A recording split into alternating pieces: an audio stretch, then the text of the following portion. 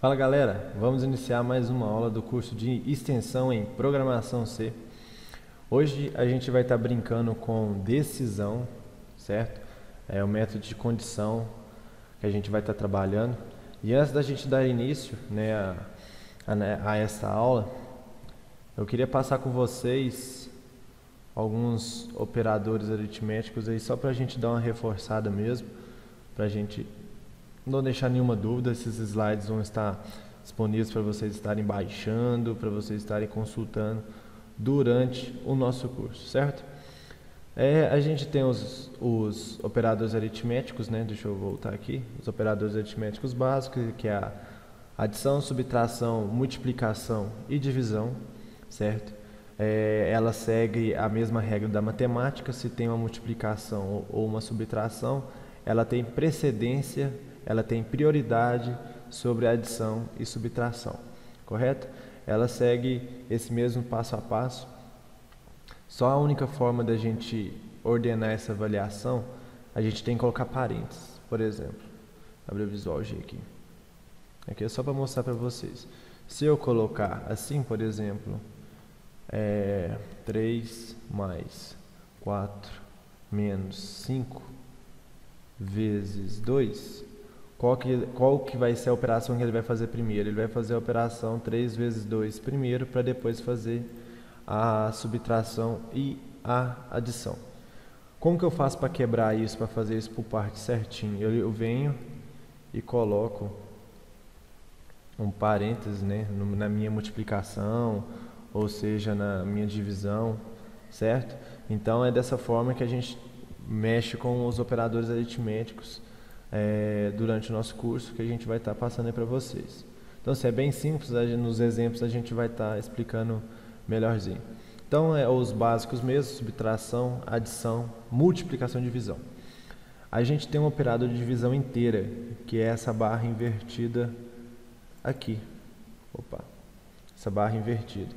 Ela segue a mesma precedência da barra normal, que é a divisão, que até o próprio exemplo fala. 5 dividido por 2 com a barra, com a divisão inteira, é 2. Ele pega o valor inteiro e mostra o resultado. Diferente da barra normal de divisão, que ela, se fosse colocar 5 dividido por 2, ela retornaria para você 2,5, certo? A gente vai usar o mod, ou essa porcentagem, né, que é um operador de módulo. Ele pega o resto da divisão, certo? Por exemplo, até o nosso exemplo aqui, 8 mods de 3 é 2. Porque 3 dividido por 8 dá 2, 2 vezes 3, 6, sobra 2, certo? Isso a gente vai estar usando também com detectar números pares e ímpares, né? Como que eu faço para encontrar isso? Que a gente vai estar utilizando esse mod. Esse aqui é o nosso operador de potência, né? De potenciação. Ele tem a maior precedência, a maior preferência entre os operadores, né? Deixando bem claro que para a gente modificar essa avaliação, a gente introduz os parênteses normal, como a gente fazia em equações de segundo grau e daquelas expressões gigantescas que a gente tinha no ensino fundamental e ensino médio. Somente o operador mais, aqui, ele tem um significado diferente do mais de adição. Ele, quando é utilizado com string, ele faz a junção de palavras. Por exemplo, se eu colocar uma palavra Rio mais de janeiro, ele retorna para mim, ele junta, ele pega esse trechinho mais esse trechinho e retorna para isso de uma forma única, numa única frase, vamos dizer assim. A gente tem os operadores unitários, né, que é quando eu quero já informar. Na hora que a gente está lá no Visual G e pede, por exemplo, o usuário informa um número, eu coloco mais 3, ele vai saber que esse número é positivo. Menos 3, ele vai saber que esse número está sendo negativo, certo? O próximo aqui, que a gente vai estar vendo, que a gente vai usar bastante em decisão, certo? Em métodos de condição, é os operadores relacionais. Que é o que? O igual, o menor, o maior que, menor ou igual a, maior ou igual e diferente, certo? É o que a gente vai mais utilizar nas nossas expressões lógicas para testar valores, se são verdadeiros ou falsos. Por exemplo, 3 é igual a 3, resulta em verdadeiro. A maior que B, A está depois de B na ordem alfabética. Então assim, a gente vai estar passando passo a passo para vocês. Só lembrando aqui, ó.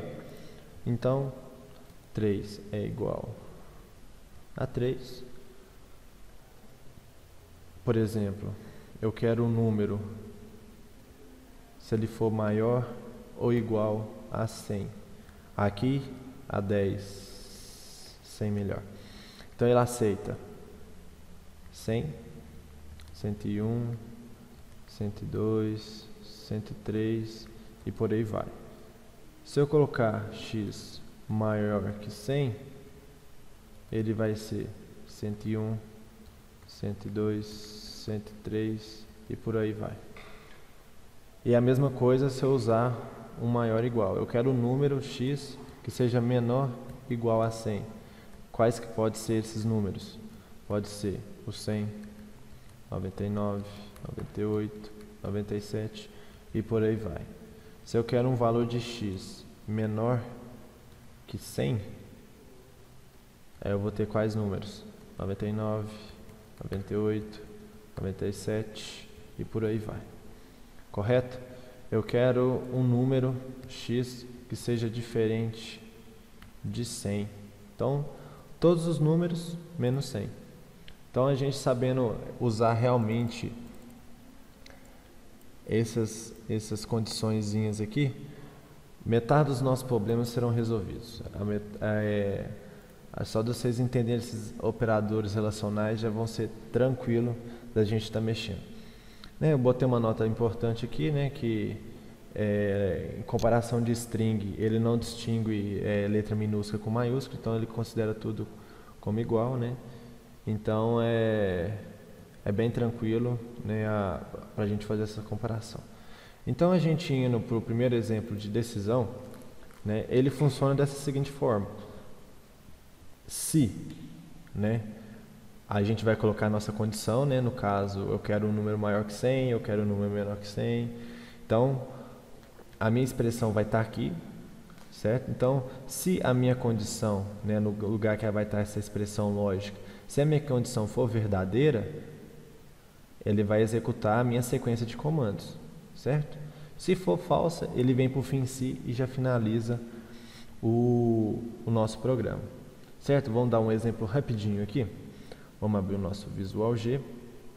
Vou pedir dois números, x e y, do tipo real. Então, vou pedir para o usuário que o usuário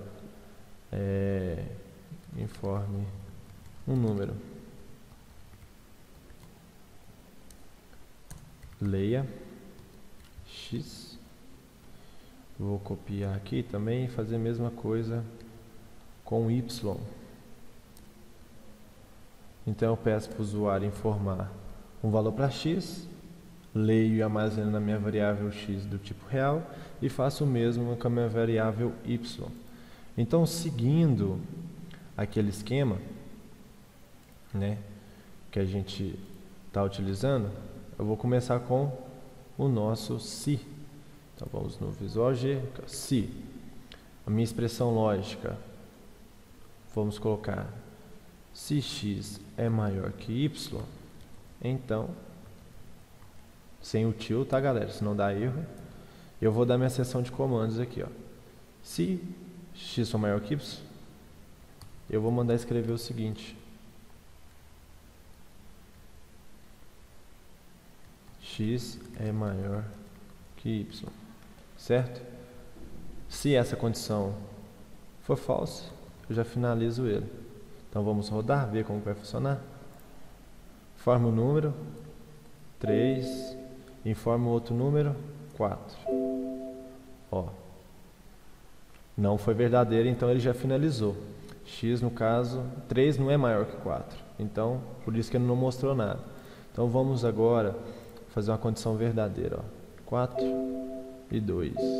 Olha lá, ele já mostra para mim. Se a condição aqui for verdadeira, ele mostra, x é maior que y. Então, é bem simples, tá, galera? É bem tranquilo. Então, nessa sequência aqui, com uma condição só, eu distingo se ela for verdadeira. Como que eu brinco, então, com uma condição verdadeira e falsa? Eu vou somente acrescentar um senão. Então, até aqui, ó, essas duas linhas, aqui, ó, essas três linhas são iguais. Acrescentou só esse senão. Vamos colocar lá, ele é bem tranquilo de fazer também. Vamos ver lá rapidinho, aproveitar o código que a gente tem.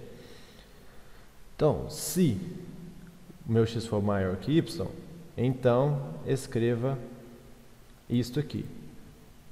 Qual que é o comandinho? Se não, sem o tio. E eu vou escrever minha linha de comando aqui também, ó. Vou colocar aqui, eu quero que ele escreva também. Vamos lá, escreva x não é maior que y.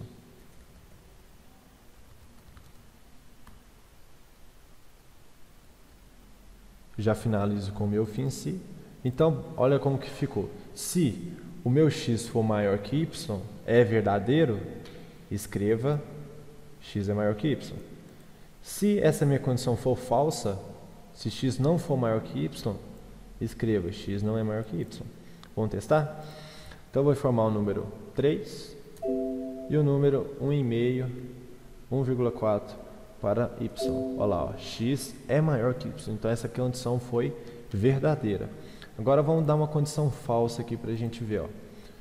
3 e 9 para y. Vamos ver o que vai dar. Ó.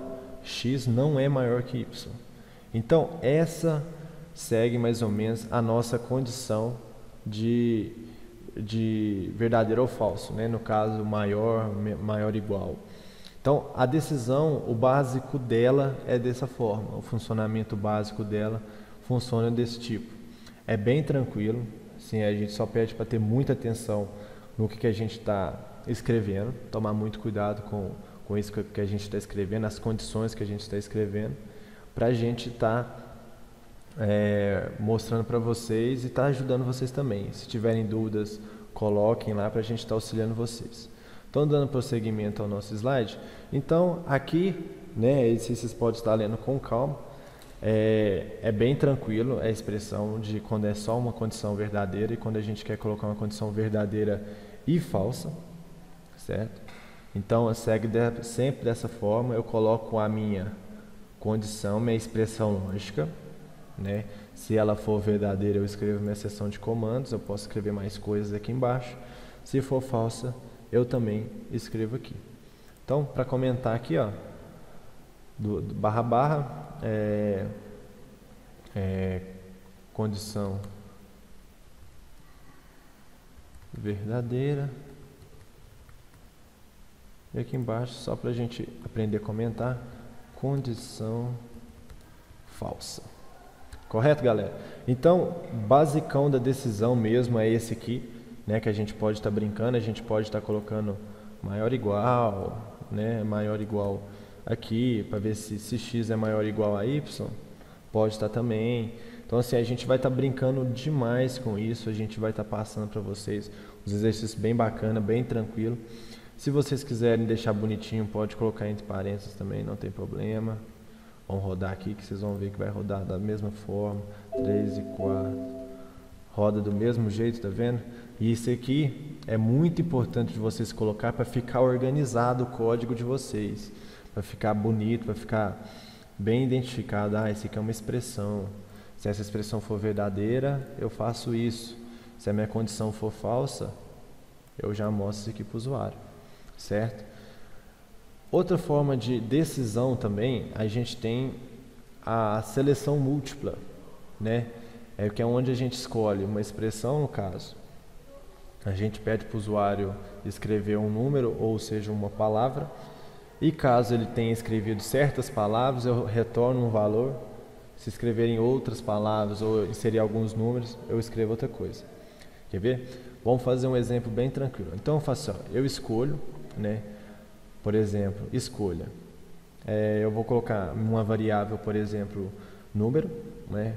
Caso, eu vou colocar as minhas especificações, né? Caso ele tenha digitado 1, 2 e 3, eu coloco uma seção de comandos. Se não, eu coloco uma outra. Vamos colocar isso na prática para a gente ver. Ó. E a gente vai fazer o seguinte. Eu vou apagar aqui. Eu vou criar uma variável do tipo do nome time, do tipo caractere, certo? E vou apagar aqui bonitinho. Vou apagar esse escreva aqui. E vou pedir para o usuário fazer o seguinte, ó. Informe um time de futebol, certo? Então vamos lá. Então eu tenho que armazenar isso, né? Então eu vou fazer um layer time, certo, galera? Tranquilo? Então o que eu vou fazer agora? Vamos entrar naquele nosso esquema do escolha. Escolha. Qual que vai ser meu parâmetro inicial, né? Qual que vai ser a minha condição? Vai ser o time. Eu vou estar comparando meu time, estou fazendo uma decisão com o meu time. Então eu vou fazer o seguinte, ó. Vou dar um enter aqui, caso. Certo? Aí eu vou colocar, sempre quando a gente for fazer condição com palavras, a gente colocar entre aspas. Vamos lá, se caso Flamengo, vou colocar a vírgula, tá? Se a gente for colocar mais parâmetro, Flamengo, Fluminense, Vasco e Vasco, escreva. Opa. Escreva. Vou botar um Lzinho para dar um enter. Times cariocas. Opa. Se caso eu informar um time correspondente a um desses três, ele vai retornar para o usuário isso aqui, ó, time carioca.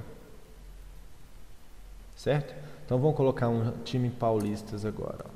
Caso, por exemplo, São Paulo,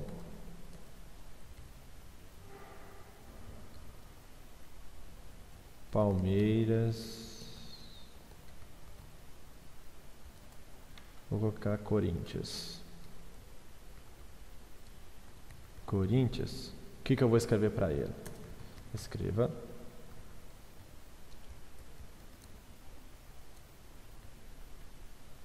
time paulista. Então eu coloco o caso, a minha condição de que pode fazer. Então eu vou estar mexendo com o time, certo? Se caso o que eu escrever do meu time corresponder ou a Flamengo, Fluminense ou Vasco, eu vou mandar para a tela dele, ó, time carioca. Esse time que você informou é um time carioca.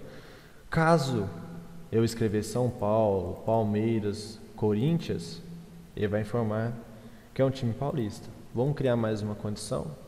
Caso ele escreva Cruzeiro, ou ele escreva Atlético, vou colocar o América aqui, né? Caso América, ó, informa para o usuário lá, ó, escreva time mineiro. Ah, Vinícius, se caso ele não escrever nada, escrever nenhum desses times que estão aí, a gente faz o seguinte, ó. Para finalizar, a gente coloca outro caso, sem mais nada, sem nenhuma condição. Ele vai saber que se cair nesse outro caso, ele sabe que não foi informado nenhum time que equivale a um desses times que a gente especificou. E a gente escreve assim, ó. Escreva. Vamos lá. Este time é de outro estado ou nome incorreto. Vamos rodar? Vamos ver como que vai falar. Ah, importante. O se, a gente tem um fim se. E no escolha, a gente tem um fim escolha. Então, sempre tem que finalizar o meu escolha. Eu inicio o meu escolha, eu finalizo o meu escolha. Certo? Vamos rodar e ver como que funciona? Informa um time. Cruzeiro. Olha lá, ó, time mineiro. Tá vendo?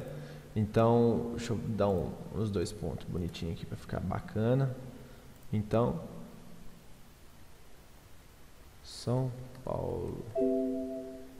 Por eu não ter colocado o tio, olha lá, esse time é de outro estado ou nome incorreto.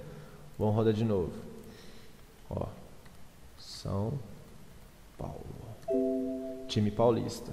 Vamos tentar um carioca agora? Flamengo. Time carioca. Então aqui nesse caso aqui eu posso colocar vários e vários outros times no caso. Por exemplo, se eu digitar Botafogo, ele não vai identificar, ele vai dar essa mensagem aqui, ó.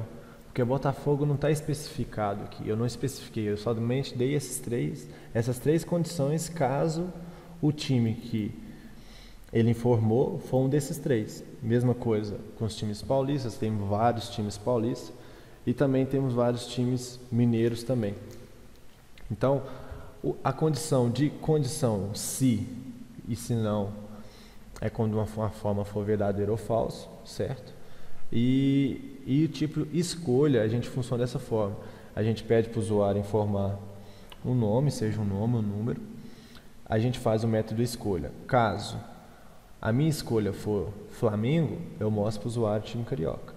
Caso a minha escolha for nenhum desses nomes especificados, eu mando uma outra mensagem para ele. Eu falo, esse time é de um outro estado ou um nome incorreto. Entendeu? É bem simples, galera. A gente vai estar passando para vocês exercícios para vocês treinarem, certo? O que vocês precisarem, a gente está gostando muito das dúvidas que vocês estão mostrando, que a gente está bastante empenhado em estar ajudando vocês. Vocês não se cansam de mandarem dúvidas para a gente estar auxiliando vocês. Espero que vocês estejam gostando do curso. Se tiver alguma reclamação, se tiver alguma dica, vá lá no nosso fórum, deixa seu recado no fórum lá para a gente estar melhorando, né? Porque é a primeira vez que a gente mexe com esse curso, mas a gente quer deixar a melhor impressão para vocês, para futuramente a gente estar dando prosseguimento nesse curso, estar aprofundando e quem sabe abrindo os outros cursos também. Então é isso, galera, a aula de decisão foi essa. Na próxima aula a gente vai ver comandos de repetição, certo? Que a gente vai estar trabalhando. Então posta suas dúvidas, a gente vai estar mandando para vocês os exercícios logo aí embaixo, que vocês possam realmente agarrar firme mesmo. E daqui a pouquinho também a gente vai estar passando exercícios avaliativos para vocês estarem entregando numa certa data. Então eu vou estar deixando o exercício para vocês praticarem e também vou estar disponibilizando também o exercício avaliativo para a nossa prova, que já vai estar com a data, o horário de tolerância para estar sendo entregue e como será enviada essa prova. Tá ok? Um abraço, galera, bons estudos para vocês e até a próxima.